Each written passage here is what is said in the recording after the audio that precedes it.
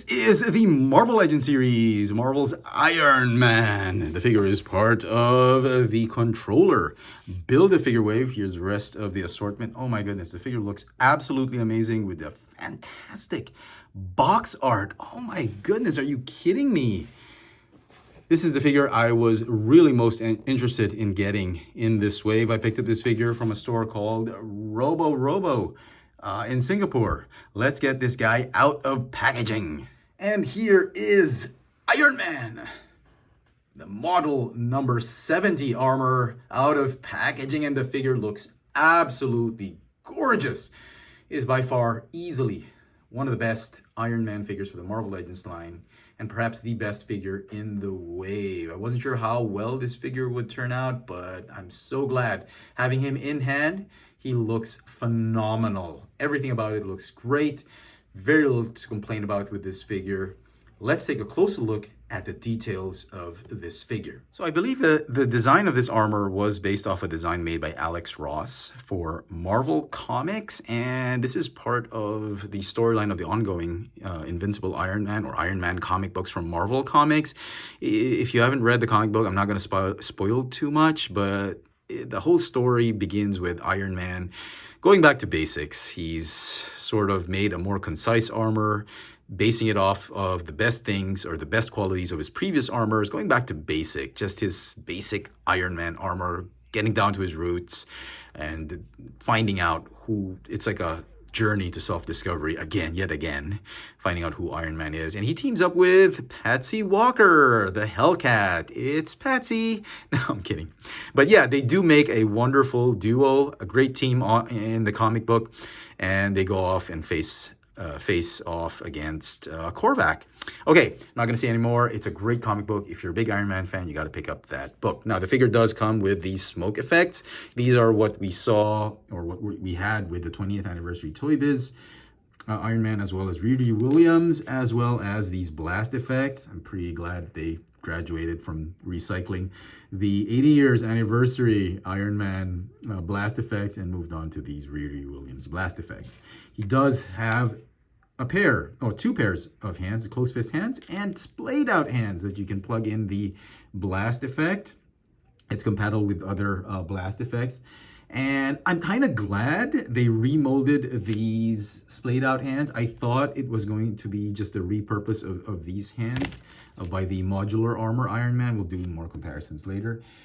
They've sort of listened to the fans. I mean, back when the 80 years was released, a lot of fans complained, including me, that this was only a swivel splayed out repulsor hand and they didn't give it a hinge.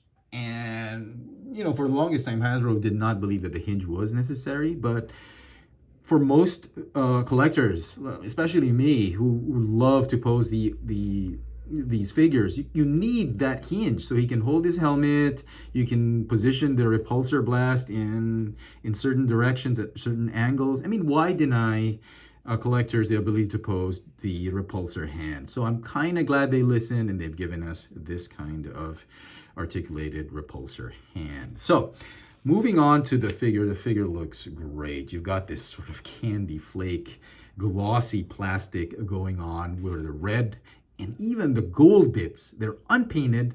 If you notice, the only paint that you see is the white paint apps on these circles, which they've done beautifully, if I may add, because Hasbro is notorious for screwing up their white paint apps, and they've done a wonderful job keeping the quality issues down.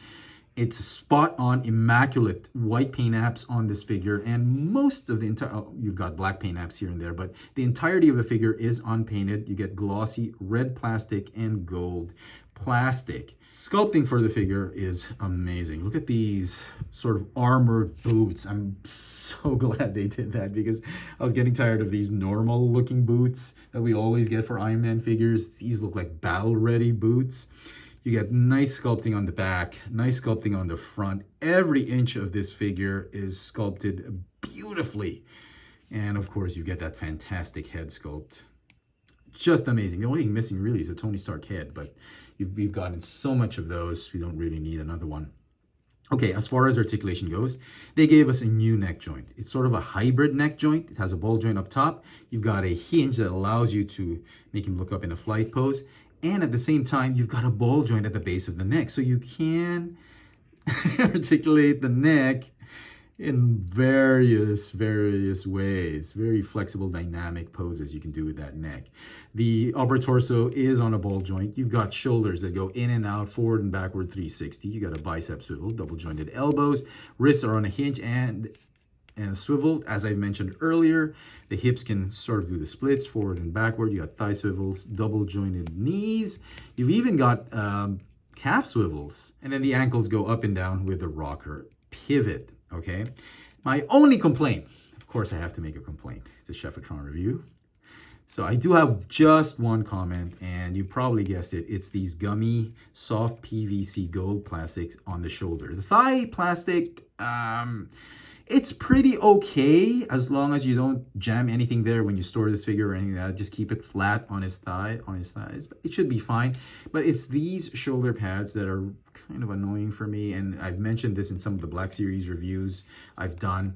If you articulate or move the shoulders up or the arms to the side, forward and backward, especially this position, the shoulder armor is going to get warped and deformed. You can't keep the arm posed in this position for a long time because you're just going to warp that plastic and it's going to suck. You'll have to massage it in, back, and it's going to be a nuisance. So what's annoying is the only range of motion you can articulate the arms when he's firing is forward and backward. And to make him go off to the side is risky because you risk ruining that shoulder pad. And that's the only thing that bothered me with this figure. But everything is just incredible. I'm very pleased with the way it turned out.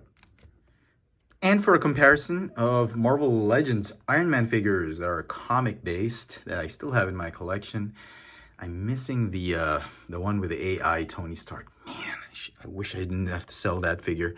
Now I'm trying to look for that one on clearance. Anyway, here they all are. We have the Silver Centurion, the Stealth Armor, the Modular Armor, the 20 Years Toy Biz Iron Man, as well as the 80th anniversary for Marvel Iron Man. And man, this guy and this guy, the Model 70 and the 80 years Marvel Iron Man figures are probably the top two figures, I believe, for all the Marvel Legends Iron Man figures, at least the ones that I have. These are my two favorites. I think they're tied for top spot.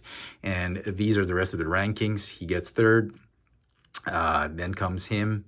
Stealth Armor, and sadly the Silver Centurion is in last place because you guys know how I feel about this figure. I've done a review of it, but they're all still great looking Iron Man figures. And if I might say, these are the essential comic based Marvel Legends Iron Man figures you've got to have in your collection if you're a big fan of Iron Man. And if you're curious to know if the Tony Stark head sculpt that we've gotten from other figures can fit this mold, yes, it can. The ball joint, the ball peg is the correct size. Here's what I was talking about with the hinge joint for the repulsor hand. This is where it comes in handy. You'll be able to do this pose with Tony holding onto his helmet. And so some final thoughts on this new Marvel Legends model number 70 armor for Iron Man. Need I say more?